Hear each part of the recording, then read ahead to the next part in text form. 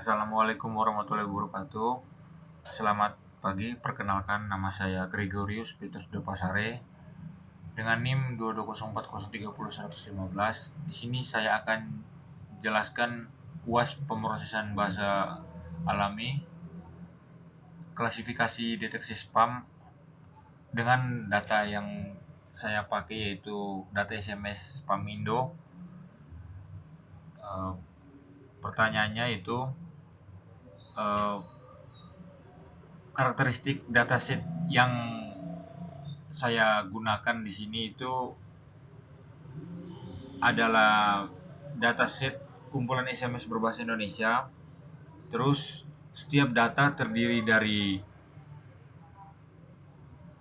kategori yaitu spam atau non spam, lalu pesan yaitu berisi SMS. Selanjutnya analisis apakah dataset seimbang atau tidak seimbang. Cara menganalisisnya itu di DF kategori value cons normalize true. Di sini dia akan mendeteksi apakah dataset itu seimbang atau tidak seimbang. Sebelumnya di sini pertama-tama import datanya dulu. Ini datanya saya langsung masukkan di file sini, lalu saya panggil seperti ini. Lalu selanjutnya dilanjut dengan def kategori value content, dan di sini dilanjutkan dengan menganalisis keseimbangan dataset. Selanjutnya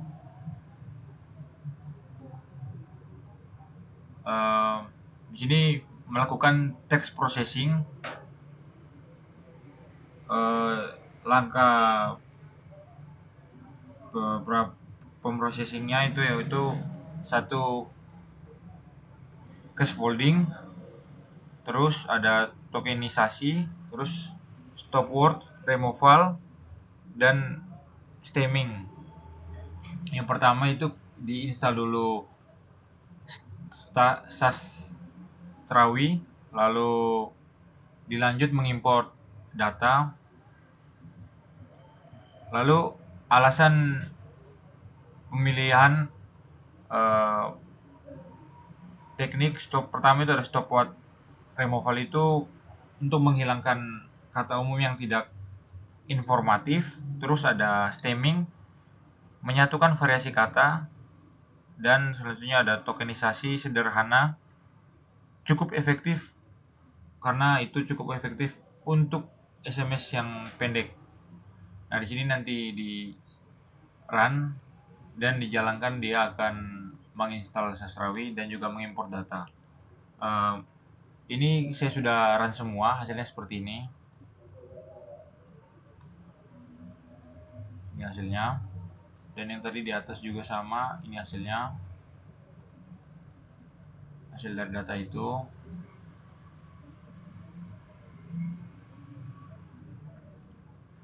Lalu selanjutnya itu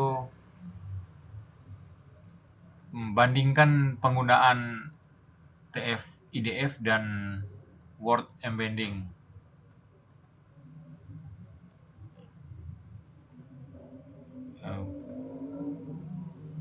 Di sini saya bandingkan itu menggunakan TF IDF.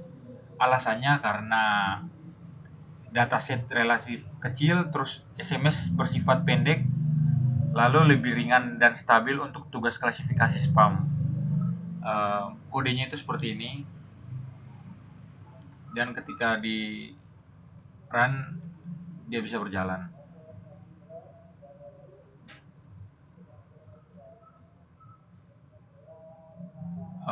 Lalu selanjutnya itu implementasi dua algoritma klasifikasi, lalu dijelaskan arsitektur atau model yang digunakan.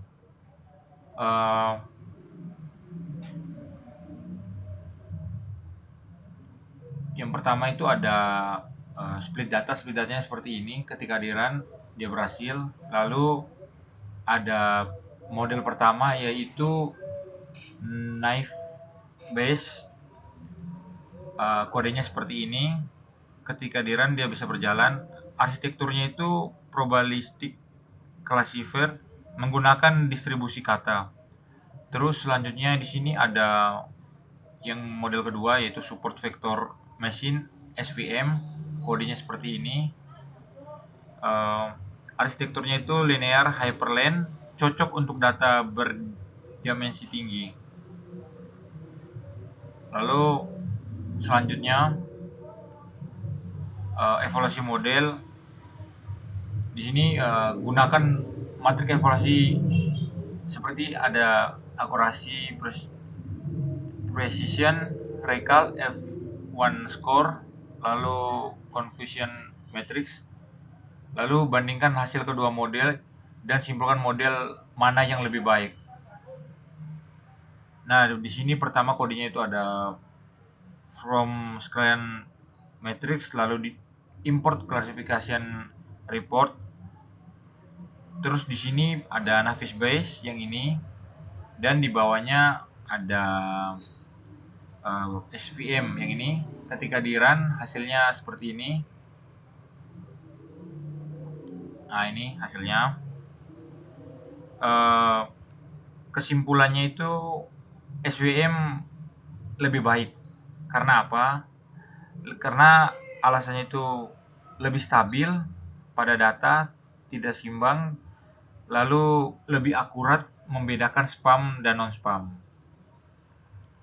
Lalu pertanyaan selanjutnya itu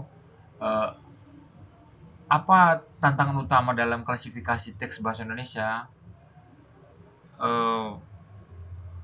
Tantangan utama itu pertama, bahasa tidak baku dan terlalu singkat. Mohon maaf, singkatan. Terus yang kedua, variasi kata dan imbuhan.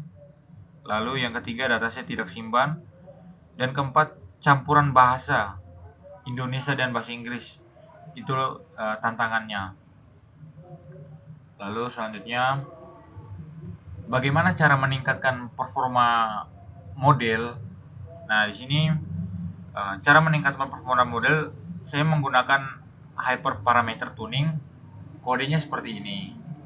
Ini sudah saya run juga.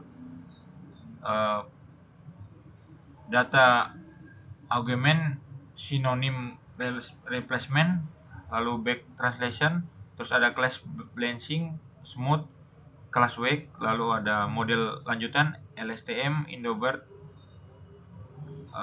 transformer.